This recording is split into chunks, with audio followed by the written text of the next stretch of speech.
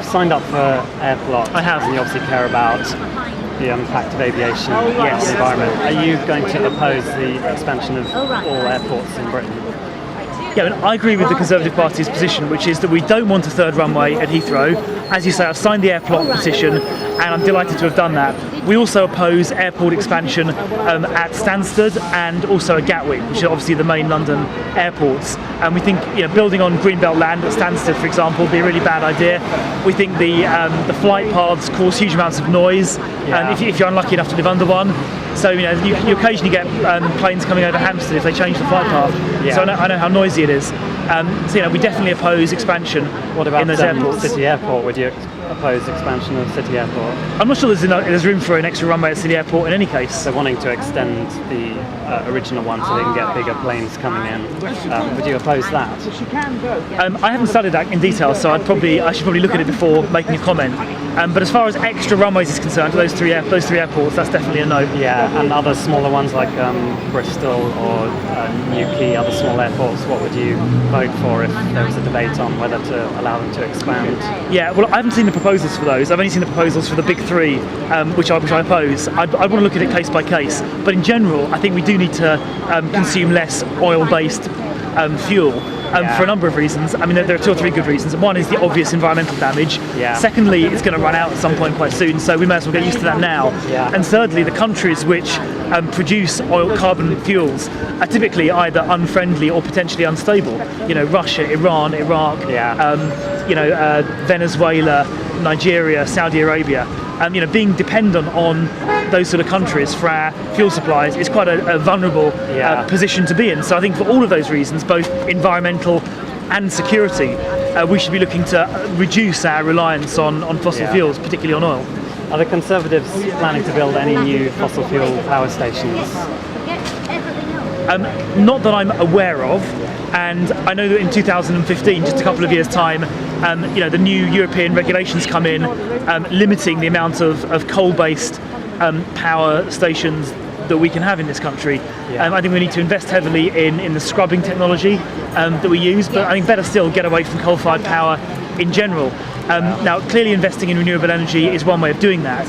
Another way, which I know you probably won't agree with, is to invest in the next generation of nuclear power stations on the same site as existing nuclear generators. Yeah. And I know you probably don't agree with that as an idea. It's not my favourite policy. No, I understand, but I think if we're gonna be serious about ending our reliance on fossil fuels, which are polluting and which often come from unfriendly countries, we do need to, besides investing in renewables, which is very important, we do need to invest in the next generation of nuclear power stations as well. And I think because we need to have a balanced mix, and I think nuclear has a part to play in that. What proportion of our energy supply would you like to see coming from nuclear? It's a good question. I mean, at the moment it's about 20%, isn't it? But it's going to drop. I think it's going to drop quite dramatically over the next 5 to 10 years if we don't put any new stations in. I mean, I would have said something like 25 to 35% would be a reasonable proportion. Yeah. But I think how much do you think that will cost to get to that stage? Well, I think it's going to require investment clearly, as are renewables, and I think we've got to invest in both. I think putting all our eggs in one basket is probably isn't a sensible thing to do. We've got to invest in a range of non-fossil fuels energy sources, and encourage their use. And if renewables takes off with investment, then I'd be happy to scale back the other stuff. If renewables shows it can take up the strain. Which I hope it can. Yeah, definitely. So if Conservative Party says that it will build new coal-fired power stations with CCS, would you support or oppose carbon that? capture? Yeah, carbon capture. I think if it can be demonstrated, there'd be two tests I'd apply. The first test would be, is the technology effective in preventing carbon emissions into the atmosphere? So I'd first want to be satisfied that the technology actually worked. Because I think you need to look at that quite carefully. And by background, I'm a physicist. I've studied physics at Oxford, so I'd want to. And not many MPs have a background in science, a proper background in science. So I'd want to take a personal interest in investigating that.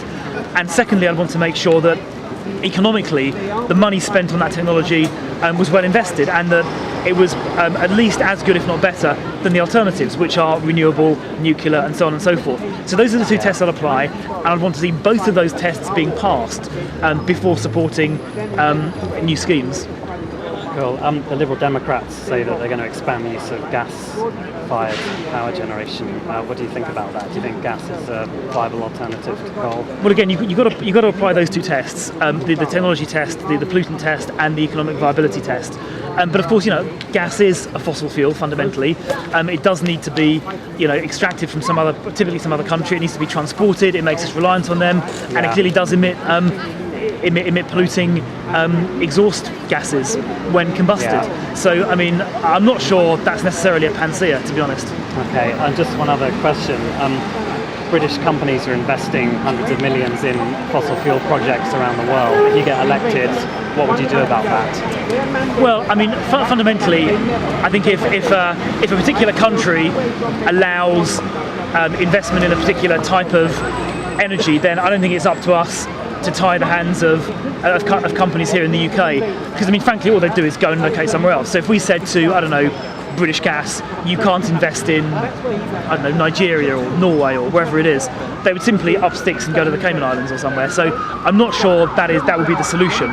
I'm not sure that kind of regulation would actually help. I think we should start by fixing things in our own backyard here in the UK, make sure that we use clean energy and encourage other countries around the world to do the same thing, using diplomatic pressure and using international forums like the United Nations. That's really the way to do it.